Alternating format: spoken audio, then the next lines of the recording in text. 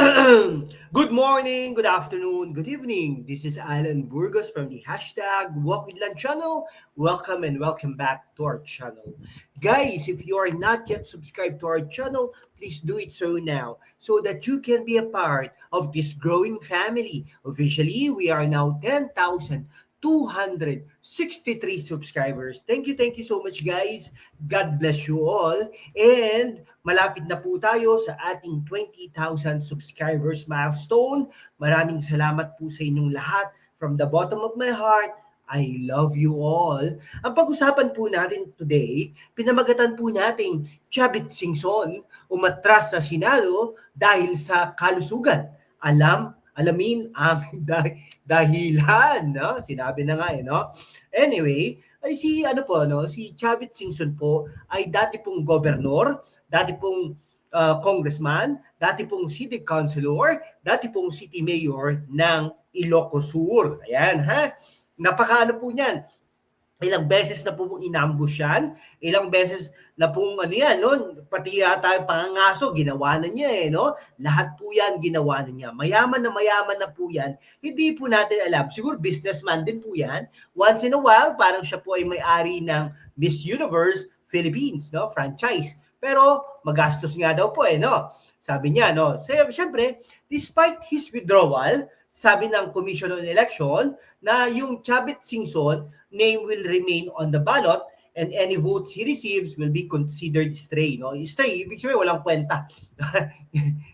Anyway, ito si former Ilocos Sur Governor Chavit Singson in-announce nung Sunday, 2 days ago, January 12, that he was withdrawing from the 2025 Senate race due to health reasons. No? Nagtalumpati pa siya sa launching ng V-Bank. No? Singson, na-hospital daw ito due to pneumonia. Said he didn't want to sacrifice his health in the campaign. Siyempre, napaka-rigorous. Alam niyo po ba, ilang taon na ito si Governor Singson, former Governor Singson, siya ay 83 years old, no? So bata pa po ako, sinusubaybayan ko na ang pamumulitika, ang style ni Chavit Singson. No? Naging governor yan. Once in a while, tumakbo pa yan bilang senador ng Pilipinas, ngunit natalo po, no? Okay, tapos ito, nagka-issue din po sila ni dating Pangulong Erap Estrada. Talagang grabe talaga ang labanan nila, no? Napatalsik nga si Erap Estrada dahil sa kagagawan din ni Governor Singson. Okay? Yan, talagang sabi niya, iko-continue daw niya kahit hindi siya tumakbo, kahit hindi siya manalo, kukontinue yung public service, no? Like providing electric vehicles to transport groups. Hindi po biro ang kampanya Bakit? Anyway, lalo na ang trabaho ng isang senador. Tama po yan. Sana po marinig din ni Manny Pacquiao yan. Kung talagang magtatrabaho, ayaw kong ipilit ang aking kalusugan, ay maaaring magdusa. Sabi, tama naman, di ba? Sinabi niya to sa Mall of Asia Arena in Pasay City. The campaign is no joke, especially my work of a senator. The work of a senator. If you really intend to do the job, I don't want to force it. My health might suffer. Yan. Okay. In the December 2024 Pulse Asia survey, Singson ranked between 22nd and 24 with 11.5% voting preference. Alam nyo, kayang-kaya pa yan 22nd to 24th lang no? Kaya pa yung umakyat. Basta gagawin lang yung trabaho, social media, kampanya, bawat lugar, kamayan, meeting of leaders, something like that. At hindi ko ba, ini-endorso rin naman siya ni Yorme Isko Moreno. No? Malamang baka i-endorso din siya ni Pangulong Rodrigo Roa Duterte. Kayang-kaya po yan. Kaya lang, syempre, napaghinaan ng loob dahil nga sa kalusugan. Talagang ang laki ng improvement ni Governor Singson, no? From the October 2024 survey where he placed 33rd and 39 with just 60.1%, 'di ba? So kayang-kaya po 'yan, no? Despite his withdrawal, sabi ng Commission on Elections, no, said the Singson's name will remain on the ballot and any votes he received will be considered stray. Sayang no? Singson gained national prominence in October 2000 when he exposed corruption in the administration of the former ally, then President Joseph Estrada. His revelations about Estrada's ties to gambling triggered a series of events that led to Estrada's impeachment and eventual resignation in January 2001 after serving just under 3 years as a president. No? Ay, naku, talagang gulong-gulo ito. No? Pero anyhow, sayang po, no?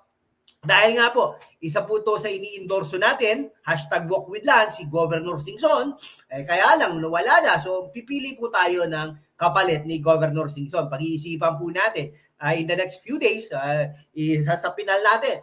Si Heidi Mendoza, pinalitan na po natin yan. No? So, may mga titignan po natin. Siguro, baka maglabas na lang tayo after, siguro 1 month before the election. Kung May yan, April tayo maglalabas, titignan natin kung sino yung mga karapat-dapat dyan. No? Yan. Okay? Pero definitely, Bongo Bato de la Rosa, Amy Marcos would be there.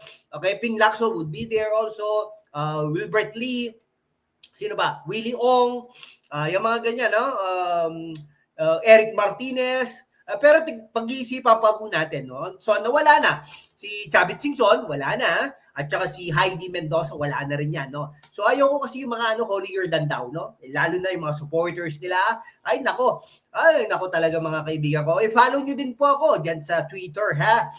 Meron po din tayo account dyan. From time to time, nag-aano po tayo ng ating saloobin, sa politika at sa teknolohiya, no? I-follow niyo lang po ako, ha?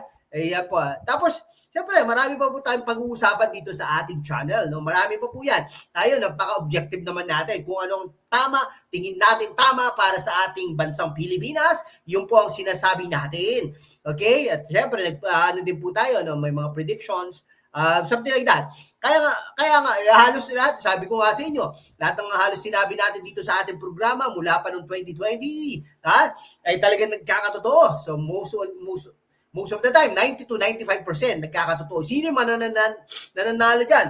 No? Yun doon din, parang iglesia din, no? Doon sa yung in-endorse ng iglesia ng senador, yun din, halos ganun din ang mga sinabi natin. Okay? Tayo, sinasabi natin yan before pa na mag-endorse ang INC. So, kaya naman, talagang no? Meron po kasi tayo ginagamit na tool, sentiments ng Pilipino, sa Twitter, sa Facebook, sa YouTube, sa net, everything. So, naano natin yan, nag-gather po natin yan, tapos nakikita po natin, tinitingnan po natin. Hindi na po natin nilalabas, pero ayan, yun po ang natin. No? So, data-driven analysis, ang tawag natin doon. Teknolohiya ang inaano po natin. Kaya inaano po natin. No? So, ang Erwin Tulfo, so malamang sa malamang, gaganon, pero mananalo din po ang Erwin Tulfo. Pero hindi lang po siya magna-number 1. Okay? Ben Tulfo, malamang pwedeng matalo ito, pero mag-stay yan, 9 to 12 siguro. At worst, pwedeng matalo ang Ben Tulfo. Ganon. No? Bongo naman, si Bongo, alam nyo, tinitira siya, no? Tinitira, pero tingin ko, doon sa natin, aakit yan, no? Between number 2, between number 1 hanggang number 6, si Bongo. Okay?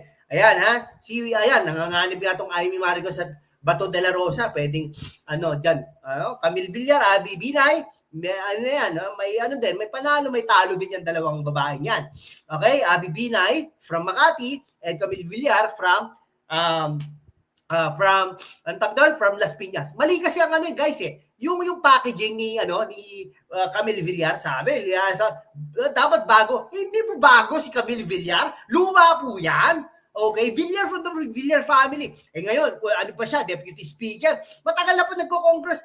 Matagal na po nagsisilbi sa Las Piñas ang mga Villar. Kasama si Camille Villar. Anong tawag doon, di ba? Niloloko nyo lang ang mga tao.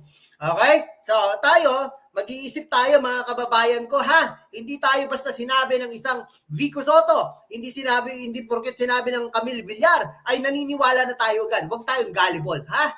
Isipin at mag-analyze tayo. Ito, si Vico Soto, gusto pa tumakbo. Para, anyway, okay, sige, agad dito na ako mga kaibigan ko. Maraming salamat po sa inyong lahat. Mabuhay po kayo.